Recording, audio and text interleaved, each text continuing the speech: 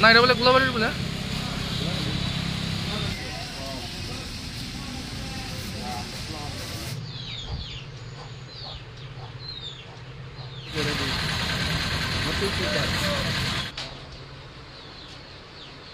বাইরের এদিকে এরাই ভাঙছে।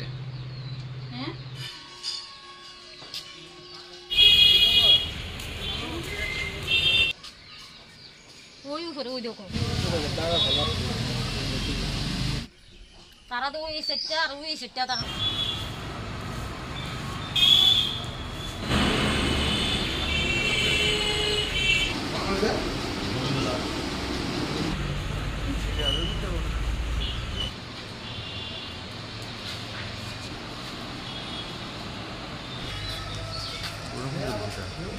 এটা তো মনে হয় রাজনৈতিক হিংসার কারণে।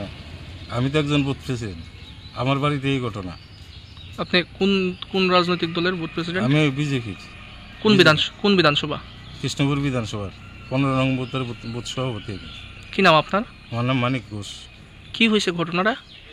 ঘটনাটা হয়তো রাত্র 1:15টার সময় এই আয়েসের ডিলাইতে আছে, এরপর অশ্লীল ভাষা বা বৈধ করতে আছে। আমরা থানাতে আছি। আমার ছেলের উপরে কালকা রাত 10টা 10:30টার মধ্যে তারা শুধু মারধর করছে। কারা?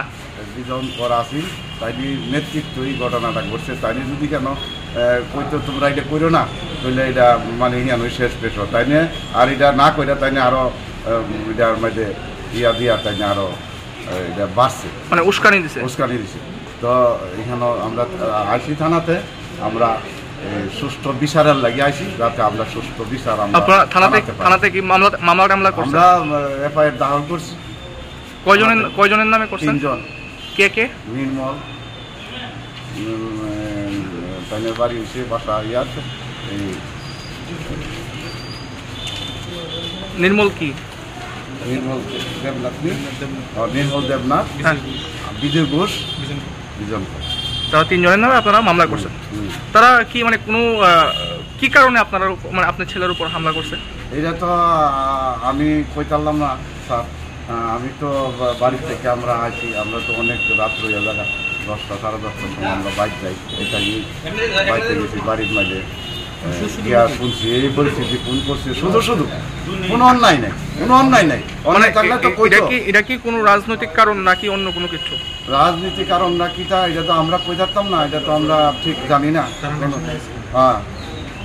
হ্যাঁ তারা তো যেন অনুষ্ঠানে আইসে, তারা যে পরিস্থিতি আমরা গিয়া দেখছি নেশা মুক্ত হয়ে রয়েছে। তারা নেশা মুক্ত হয়ে রয়েছে, সব কোনো কথা মানতে রাজি না। বিজন করার কাছে কইলাম আমি যে কাকু এটা কি করা যায়, আপনারা ইচ্ছা আপনারা দেখেন। আজ পর্যন্ত তখন পর্যন্ত আইসে না, আমাদের একলগে আমরা চলাফেরি করি, তখন পর্যন্ত একটা ফোন করছে না, অনেক কেউ আইসে না। এরপরে পরিস্থিতি ভয়াবহ, আমাদের ফুলাভানো তো আইসে কেড়ে শুধু মারছে। এটা অন্যায় মানুষ সহে দেয় না, অন্যায়ভাবে মারছে দেখে মানুষ আইছে। পরে মেয়ে লোক শুদ্ধ আইছে, আয়া তারারের মাল লইলে আমি আর প্রধানে আমরা এটা কন্ট্রোল করছি। পিএসও আছে লগে আমাদের। কোন এলাকায় হয়েছে ঘটনাটা? এটা কৃষ্ণপুর এলাকা, আমাদের পঞ্চায়েত হইল গোলাবাড়ি, মানে কৃষ্ণপুর বিধানসভা। কৃষ্ণপুর বিধানসভা। কালকে রাত্রে 10টা 10:30টার দিকে আমরা ওই কার্তিক দার দোকানে গেছি, টাকা আনতাম, টাকা করতাম গেছি। ও বাপি আমার লগে আসলো। আচ্ছা। তারপরে একটা টাকা লইয়া আমরা ওই রাকেশ দাসের দোকানে গেছি, ঠান্ডা খাইতাম। তারপরে ওই লগে একজনের বাড়ির অনুষ্ঠান আসলো, আমরা 4-5 জন আসলাম।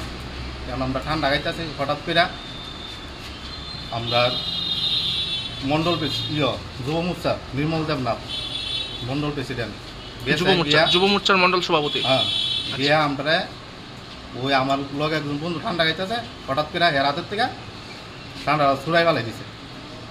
হঠাৎ করে জায়ান থেকে তোরা তাড়াতাড়ি আমরা হঠাৎ করে গেরা যাইতাম আমরা, এটা বইয়া ধাক্কা মারছে শরীরের মধ্যে। তো ধাক্কা মারছে ওরা 2-3টা ধাক্কা দিছে, ধাক্কা দেওয়া ধরে লাইছে। আমরা মাইট ধর করছে, আসলো লগে আসলো বিজন কর কইয়া দিছে, ডাইরেক্ট মাইরালা। তাই নিয়ে কোন দলের? তাই না তো খোয়াই জেলার মানে কোন পার্টি করে তাই বিজেপি বিজেপি করে, আর আপনারা কোন পার্টি করেন? আপনারাও বিজেপি করেন। কোন বিধানসভা এটা? এটা কৃষ্ণপুর মানে মন্ত্রী বিকাশ দেব বর্মার এলাকা না? তো মন্ত্রী জানেনি ব্যাপারগুলো, এই যে এরকম মানে যে এরকম মানে নিজের আর কর্মী সমর্থকরার উপর যে হামলা হইতাছে, জানছে না মনে হয়। কোনো জানছে না, মন্ত্রী আসেনি এলাকাতে না আগরতলা? না, তখন নাই এখানে।